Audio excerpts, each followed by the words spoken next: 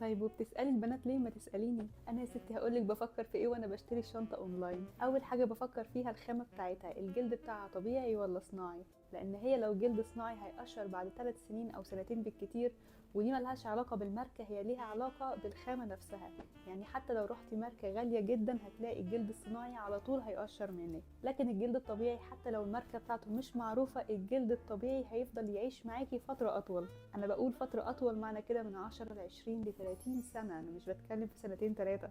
لو اخترت الجلد الوانه دافية مع الوقت بيقدم ويعتق ويبقى شكله احلى كمان. بعد كده ببقى عايز اعرف هو ايه نوع الجلد بالظبط، هل هو كاف سكين، كاو سكين، حتى كامل سكين. دلوقتي موضة ان هم ياخدوا الكاف سكين او جلد العجل الصغير عشان يعملوا بيه الشنط، لانه طري اكتر وناعم وما فيهوش تكستشر وفي نفس الوقت شكله شايني كده وبيلمع، فالناس بتحب تشتريه اكتر اليومين دول. في كل الاحوال اي نوع جلد طبيعي هو اختيار صح. بعد كده بفكر ايه نوع الدباغه او التانلز اللي معموله فيها الشنطه. في عندك نوعين من الدباغه، دباغه كيميائيه او دباغه نباتيه. لو دباغه كيميائيه دي حاجه مش كويسه عشان بيحطوا فيها مواد كيماويه كتيره، ودي مش حاجه كويسه للمستخدم وللناس اللي عملت الشنطه.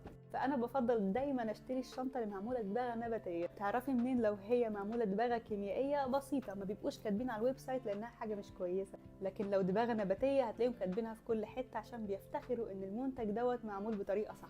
بعد ما اتاكد من كل الحاجات دي بشوف الستيتش او الخياطه واحده واحده، براقبها من بره ومن جوه من كل مكان. وعشان ما بتبقاش باينه على الويب سايت، هما بيحطوا برودكتس على الويب سايت بتبقى بيرفكت ما فيهاش ولا غلطه. دي للاسف حاجه ما تقدريش تتحكمي فيها غير لما تشوفي الشنطه بنفسك او انت واثقه 100% من البراند اللي بيبيع لك الشنطه. في الحاله دي انت ممكن تغامري او تكمبرومايزي لو في سيل كويس او انت شايفه ان السعر مناسب. اما بالنسبه للشنطه اللي انت مهتميه بيها فجسمه موديلات محدوده جدا اللي بتنزلها جلد على الاقل في المنطقه العربيه بتاعتنا. ده غير انه حتى شنط الجلد بتاعتها بتبقى حاطه عليها طبقات حمايه كتير وطبقات بلاستيك كتير، فالاحساس بتاع الجلد اللي احنا كلنا بنحبه مش موجود قوي في شنط جاس. اخر حاجه عايز اقولها ان انت ليكي حق ترجعها في 14 يوم، بس في خلال ال 14 يوم انت لازم تدرسي الشنطه كويس وتشوفيها. ما تستعجليش ابدا في شراء اي حاجه عموما، خصوصا لو شنط، لان الشنطه المفروض انها تقعد معانا سنين كتير، فما احناش مضطرين نشتريها في وقت السيل او وقت ما نكون احنا مضغوطين او وقت ما يكون عندنا فلوس. لازم نفكر الاول الشنطه دي هتقعد معايا قد ايه، فناخد وقتنا ونفكر بالراحه. ما تحطيش نفسك تحت اي ضغط. بس كده، باي باي.